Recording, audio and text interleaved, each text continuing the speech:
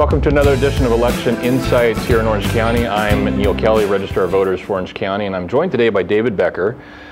David is a former attorney with the Department of Justice and now the head of the Pew Center Election Initiatives. Am I saying that right? Yeah, the Pew Center on the state's election initiatives. Great. And David, maybe you could just give a little bit of background as to sort of the journey to Department of Justice and how you ended up at Pew. Sure. So I've been involved in elections for a long time, since the 90s. I find this area to be incredibly fascinating, and obviously I think all of us who work in this field feel it's a kind of a calling to bring democracy right to the people in this way, and we know it's a lot of work that goes into that. Worked at the Department of Justice for 7 years, really enjoyed it, wanted to move away from some of the litigation-based solutions that the Department of Justice generally focuses on, because what they do is enforcement, of course, and move more into kind of building solutions, partnering with election officials. I'd had some experience in that. I'd worked with a lot of places in California, in particular Los Angeles County, Orange County, and other places, to try to build solutions to things like minority language requirements that existed under the Federal Voting Rights Act. And I found that the election officials all over the country, and especially in California, were an extremely professional lot. They really wanted to find the right way to do things. They didn't need to be sued. They just needed to... That's for sure. Yeah, exactly. They just needed to try to find the best practices, so they weren't spinning their wheels. They wanted to provide these services to voters in the most efficient, cost-effective ways possible. And so eventually I found my way to the Pew Center on the States, and Pew Center on the States has been working for some time now in elections to specifically work to find good government, cost-effective, efficiency-based solutions based on research and data that transcended the partisan divide, the political divide. We've been doing that for several years now. I think we've had some success, and in large part to the partnerships we've formed with election officials all over the country. Good. So let me ask you about one of those initiatives, and I think that this is sort of near and dear to my heart, and that is voter registration. Right. And you know, you and I have had these discussions before about the maintenance of lists and how clean the voter rolls are throughout the country. And there's a really sort of a disparity between some of those. I mean, some areas you have some very clean lists and some not so clean. One of the things that we've tried to do here in Orange County is to change the way that we're running addresses or looking for individuals that have moved. And maybe you can talk about the initiative that Pew had to try and get these states together to make this a little easier process. Sure. So back after the 2008 election, we convened about 250 experts in the field: campaigns, political operatives, academics, election officials, media, others. And we had several panels where we asked what was the single biggest issue in the 2008 election cycle. And of course we saw unprecedented turnout, one of the largest turnouts we'd seen in decades. Very surprisingly to me, it was almost unanimous that voter registration was the single biggest problem. But when you think about it, it makes sense. It's the gateway to the entire process. In order to participate in the process in any way, you need to get your information on that list, and it needs to be accurate. And if there's something wrong with that information, it can cause problems in terms of you getting information in the mail, being placed in the right precinct, showing up at the polls on election day, getting your ballot counted after you've cast it. There are all these places where the system can break down, and it all originates with voter registration. And there's cost issues too for election officials, right? So especially when you're talking about processing all of that paper, and so many of the voter registration forms come in those few weeks right before a major general election, which puts tremendous stresses, as you know better than anyone else, on the offices, those people who have to take the paper, decipher the handwriting, enter it into the database, and make sure that everything is running smoothly 15 days later when the election is being held. So we decided to do some research in this field and to see exactly what was going on with voter registration. It turns out the rolls are about as bad as everyone thought they were. It looks like about 24 million records nationwide have a major problem. They're out of date. And one of the major reasons is because it's very difficult for our 20th century technology-based voter registration system based on paper and postal mail to keep up with the 21st century electorate. People now expect to conduct almost all of their transactions with government online. They pay their taxes online. They renew their driver's license online. They renew their car registrations online. To not be able to do election-related transactions online, particularly with regard to voter registration, is strange and makes it very difficult to keep up with people. So we also did research with regard to costs. We identified that costs were a major factor, that it appears as if jurisdictions, just taxpayers in states, are paying over $4 per active registered voter just to maintain the lists, not to get people onto the rolls, but just to maintain the lists in a given presidential election year. And then we also know the system's incredibly inefficient, that the activity all spikes right before an election. It caused tremendous stresses on election administrators like yourself. And for all that, we don't get very good participation. About 1/4 of eligible voters aren't even on the rolls in the first place in this country. So we're paying a lot of money for a very bad product. And there are a whole set of election officials who are looking to transcend that, who are looking to harness the power of 21st century technology to build in efficiencies, to reach voters better, provide better services to voters, kind of as customers, as taxpayers. So we formed a working group with election officials from all over the country, academics and tax experts. You, of course, were participating in that, as well as some other election officials in California.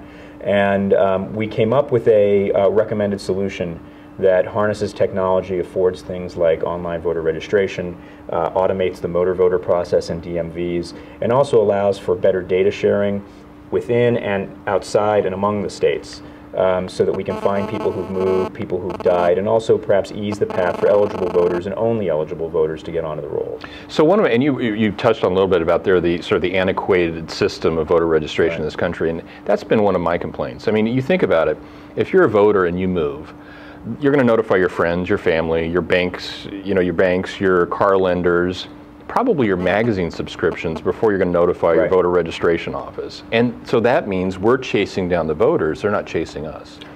It's exactly right. And it's a strange fact that if someone moves in, say, July of 2011, you as the election official in Orange County probably aren't going to learn about it until October 2012. Right. Because that's when all the voter registration activity happens. So all of the inefficiencies that come about because you don't have the adequate ability to plan for that. You might be sending mail to the person at the old address that gets returned.